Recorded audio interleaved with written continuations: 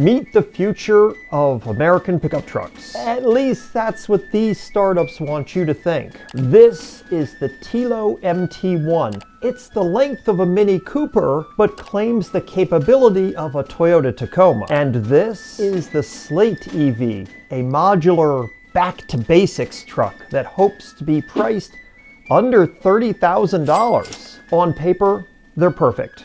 They're efficient, less expensive, easy to park, and honestly, kind of adorable. I've spent the last 6 months driving this Ford Lightning. It has been amazing. But these two, they are likely dead on arrival. Today I'm explaining why this tiny truck revolution is about to hit a massive American-sized brick wall. Today we're looking at why these tiny titans are likely destined to fail in the US market, and why our obsession with bigger is better isn't just a meme, it's a multi-billion-dollar barrier. First, let's talk aesthetics, which in this case means the overall look of trucks these days. In the US, a pickup truck isn't just a tool, it's a status symbol. For decades, American truck design has trended towards bold looks, which are quite aggressive. Huge grills, towering hoods, and a get-out-of-my-way stance. But the Telo and the Slate, well, they're weird. The Telo has this cab-forward design that puts the driver almost over the front wheels. It looks more like a Japanese K-truck or European delivery van than some kind of rugged American workhorse. While that's great for drivability and probably visibility, it clashes with the American tough truck identity. We've seen this before. Back in the day, there was something called the Subaru Brat and the Dodge Rampage, or more recently, for younger people, the Honda Ridgeline and the Hyundai Santa Cruz. These vehicles are really more truck adjacent. In the US, if a vehicle looks like a toy, consumers tend to treat it like one. The reality is we tend to place style and looks very high on our priority lists, even though we tend to deny it. Heck, when Dodge redesigned the Ram series in the late 1990s, sales took off because it was an amazing visual redesign. It was a great looking pickup truck. But these two trucks, they aren't going to impress your neighbors in the suburbs. And it's not just looks, it's the size. Now, we used to have small trucks in America. Can anybody forget the Chevrolet S10 and the original Ford Ranger? Both were huge sellers and very popular. There also was the Mazda B series and several other little 1980s pickup trucks. Those extremely popular small trucks, they didn't just go away. They were literally pushed out. From my understanding, the CAFE fuel economy standards and crash test ratings, the math basically just stopped working for the manufacturers to keep making small trucks.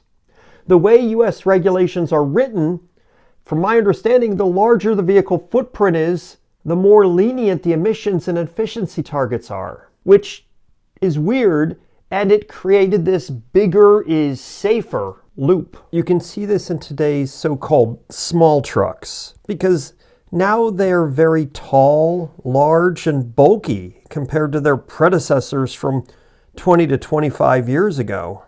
Now, Americans are conditioned to expect a certain level of bulk for their money.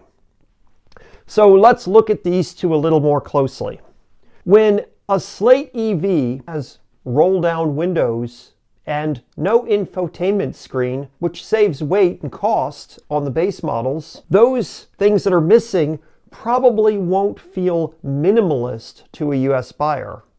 Instead, it will probably just feel cheap, and not in a good way. Now, obviously, the way the Slate model is designed, buyers can add features, but that also adds to the cost. In addition, Slate plans to sell this $5,000 SUV conversion kit, which will turn your two-door, two-seat truck into a 5-seat SUV. And that in itself is kind of a weird thing for US customers. And then where would they store those SUV parts when they want their Slate to be a truck again? I know Jeep owners probably deal with this stuff all the time when they take off their doors and their soft top. But how big is the market for people who want to do that? The Telo MT1 actually has a 60-inch 5-foot bed that can fit a 4x8 sheet of plywood with its midgate down. And the whole vehicle is only 152 inches long. So it's very small, but very useful, but not very good looking. Then there's the E and EV. While China is seeing 50% of new car sales being electric, the US, we're stuck around 10 to 15% of new car sales being electric. Recent 2025 and some 2026 surveys show that American interest in EVs is actually dropping because the American consumer is worried about range, charging infrastructure, and the theoretical potential high cost of repairs. Earlier in this video, I talked about my Ford Lightning. That truck is an amazing vehicle, incorporating everything a US truck buyer could want, just powered by an electric powertrain. But as you probably know, the Ford Lightning has actually been discontinued, and it was the best-selling EV truck in the US at the time they discontinued it. So if Ford couldn't have success with an all-electric version of the best-selling vehicle in the country, what chance do these two startups have? And maybe Telo and Slate are betting on urban truck owners. Urban living often means apartment living or condo living with no place to plug in to charge at home. And if you can't charge at home, you're spending a lot charging your vehicle. And if you want to take your tiny truck to the mountains, well, the Slate's 150-mile base range becomes a major liability the moment you hit the highway. Because that 150 miles of range in an EV can theoretically turn into just 100 miles of range if you're going in very cold weather and traveling at high speeds. I should know because I do have the standard range Ford Lightning, which only gives me about 200 miles of range in very cold weather. And my experience has been that occasionally that limited range has been an inconvenience. Now, in Slate's defense, they do plan to offer a longer range battery, but it is by no means an actual long range battery because their longer range battery is apparently only going to have 240 miles of range, which is the range of my Ford Lightning's standard battery pack. So is there any hope? Apparently, Slate has 150,000 reservations, which sounds like a movement. But remember the Cybertruck? It supposedly had nearly 2 million reservations. And as of early 2026, the Cybertruck has only sold around 100,000 units. And think about that for a minute. If a cultural icon like Tesla can only convert a tiny fraction of its fans and reservation holders into being actual buyers, a startup selling a truck with manual windows is going to be facing an uphill battle that's more like a vertical cliff. I personally know people that have been saying for years that what they really want is just a simple, no-frills, basic pickup truck. And let me show you something. Here is the basic entry-level gasoline Ford F-150. Do you ever see any ones just like this one on the road? It has steel wheels, and it only has 2 doors. Despite the Ford F-150 being literally not only the best-selling truck in the US, but the best-selling vehicle in the United States, and other than the occasional company fleet vehicle and rentals, I never see any base model F-150s like this one on the roads in my area.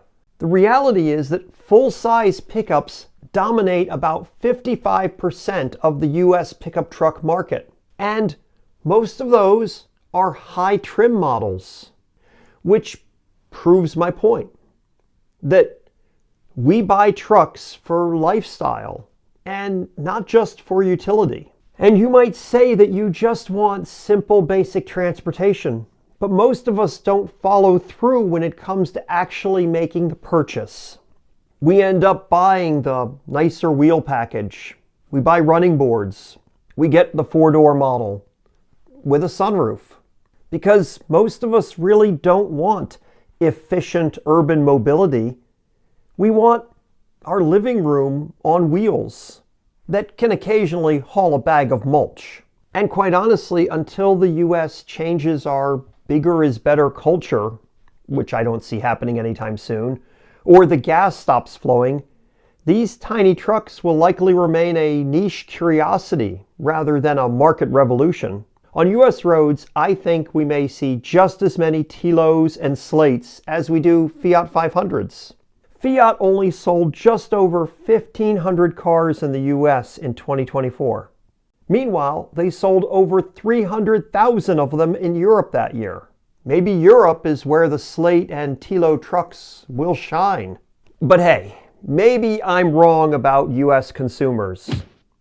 Would you honestly trade your full-size gas truck or SUV for a truck that could actually fit in a compact-only parking space? Let me know in the comments if that's something you would consider doing. As for me, one of the things I actually really like about my Ford Lightning is the fact that it looks like all other trucks. It blends in. To most people, it looks just like a gasoline F-150. Until I open the frunk. But the other thing that I really like is that my Ford Lightning gives me full-size truck usability without consuming any gasoline. Unlike my last truck, which would burn through a few gallons of gas just going to get that bag of mulch. Thank you so much for watching. Please be sure to let me know your thoughts in the comments and subscribe to be notified of future videos. I'll see you in one of those.